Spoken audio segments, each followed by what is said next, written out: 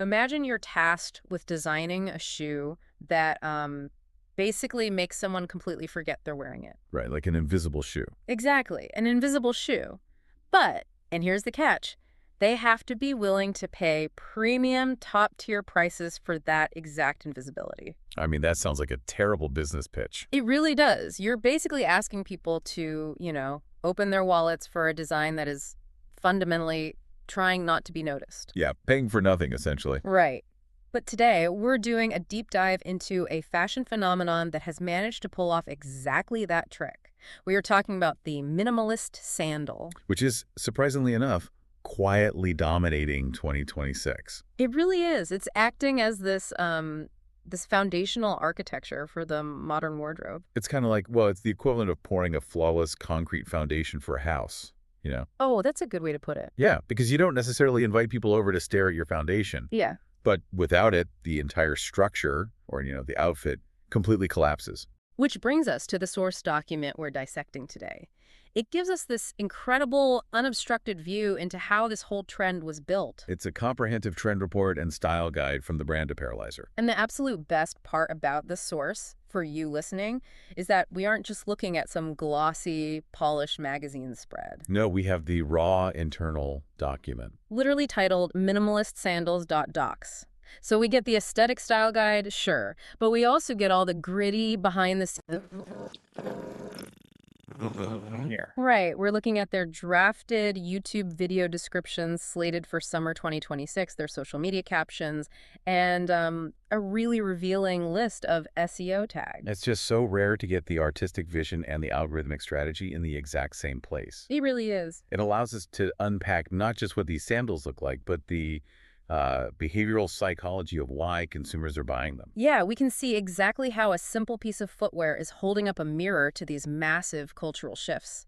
Things like sustainability, the exhaustion of fast fashion, and the rise of the curated capsule wardrobe. Let's start with the physical object itself, though, because before we get into the heavy psychology of the 2026 consumer, we need to know what we're actually looking at. Good point. So, according to the Apparelizer document, a minimalist sandal is defined by restraint. It's almost an aggressive lack of embellishment. Oh, definitely. We're talking clean lines, sleek silhouettes, very thin straps, and this practically weightless construction. And the color palette is strictly regimented. Very strict. You will not find neon pink or chunky metallic hardware in this category at all. The report literally mandates neutrals: beige, tan, white, black, and very soft shades of brown. It's a masterclass in visual quietness, I'd say. But crucially, the document puts just as much emphasis on the physical sensation of the shoe as it does on the look. Right, the text specifically highlights things like soft footbeds, flexible soles, and breathable materials. Okay, let's unpack this because I'm looking at these features. The thin straps, flexible soles, lightweight, neutral colors. And I really have to push back here. Okay, let's hear it. How is this not just a massive rebranding of a basic drugstore beach flip-flop? I mean, I get why you'd ask that. Right. I can go to a pharmacy right now, spend $5, and get a lightweight rubber sandal with a flexible sole and thin straps. Are fashion brands just taking the cheapest, most disposable footwear on the planet, slapping the word minimalist on it, and marking up the price by 200%? It's a totally fair suspicion. But the difference between a $5 foam flip-flop and an engineered minimalist sandal is like the difference between a paper airplane and a commercial jet. Okay, that's a big claim. Well, they both fly, but the mechanics are entirely different. What's fascinating here is the unseen engineering. The unseen engineering. Yeah, a cheap foam flip-flop lacks any structural integrity. When you walk in it, your toes actually have to curl and grip the thong just to keep the shoe on your foot. Oh, right, because it's just flapping around. Exactly, and that completely alters your biomechanics. The sole is flexible, sure, but it's flexible because it's just a thin sheet of cheap foam that absorbs zero impact. I'm still not entirely convinced, though. If the minimalist sandal from Apparelizer also has thin straps and a flexible sole, wouldn't it cause the exact same biomechanical issues? Not if it's engineered correctly, which is the entire selling point detailed in this report. So what's different about the construction? Well, the high-quality construction mentioned in the source relies on things like dual-density footbeds. Dual density. Yeah, so the bottom layer of the sole is a harder, durable rubber designed to withstand, like, city concrete. Okay. While the top layer, the footbed, is a softer, impact-absorbing material. It's often molded to support the arch of the foot. Oh, so it's not just flat foam. Not at all. Furthermore, the placement of those thin straps isn't arbitrary. They're geometrically anchored to hold the shoe securely against the instep and the heel. Meaning your toes don't have to clench with every step. So the lack of visual material is kind of an illusion. It looks like there's nothing there, but the materials that are there are doing an incredible amount of heavy lifting. The goal is to provide the biomechanical support and comfort of, say, a bulky athletic walking shoe. Wow. But while maintaining the delicate, barely there visual profile of a high-fashion accessory. So you aren't paying for extra rhinestones or thick platform foam. You're paying for the invisible engineering. Exactly. Engineering that allows you to walk 5 miles around a European city without destroying your arches. Now that makes a lot of sense, because if a brand is putting that much hidden engineering into a shoe so it survives the 5-mile urban walk, they clearly don't expect you to just wear it from a hotel room to a swimming pool. Right. It's meant for real life. Which brings us to the utility factor. How are people actually wearing these?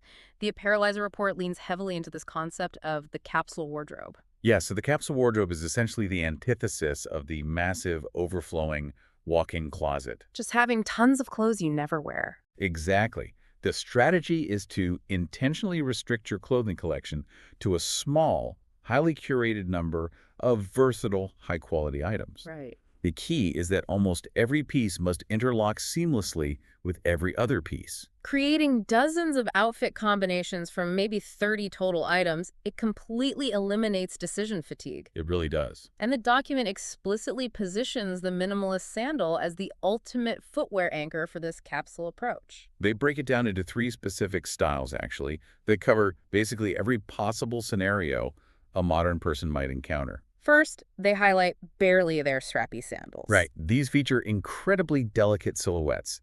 The guide suggests these for summer parties, evening events, and date nights. Second, they list flat leather sandals. And the report labels these as the absolute workhorses of a wardrobe. Your everyday heavy-duty multitaskers designed for running errands, weekend adventures, or casual office environments. Yeah.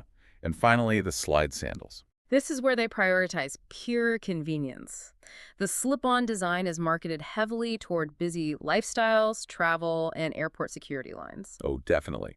But the styling suggestions they pair with these shoes are what really showcase their adaptability. Yeah, the guide recommends wearing these exact same sandals with flowing maxi dresses, tailored denim, and linen cohorts. Those matching 2-piece linen sets that essentially take all the guesswork out of getting dressed in the morning. They also specifically praise the sandals alongside tailored shorts paired with a crisp button-down shirt. The variety of those suggested outfits is just staggering when you consider they are all anchored by the exact same type of shoe. Let's talk about the real-world application of that variety, though.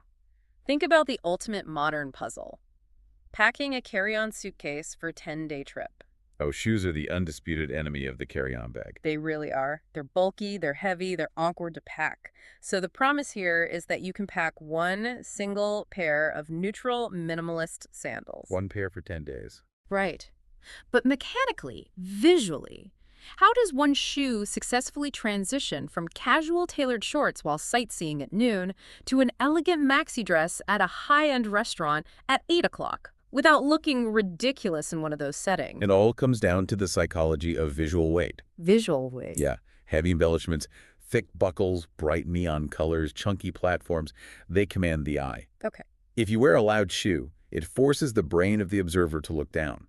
The shoe dictates the terms of the outfit. I see what you mean. But the minimalist sandal, especially in the neutral color palette of beige, soft brown, or tan, it matches the skin tone or blends into the background. It doesn't break the visual line of the leg. It effectively acts as an extension of the foot rather than a separate accessory. Yes, so when you pair it with casual denim shorts, the clean lines subtly elevate the shorts. It looks intentional and polished. But when you pair that exact same sandal with a voluminous, brightly patterned maxi dress, The sandal essentially disappears.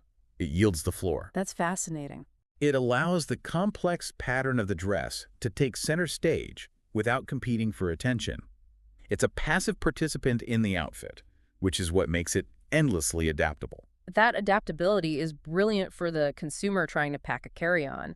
But if this one shoe for every outfit concept actually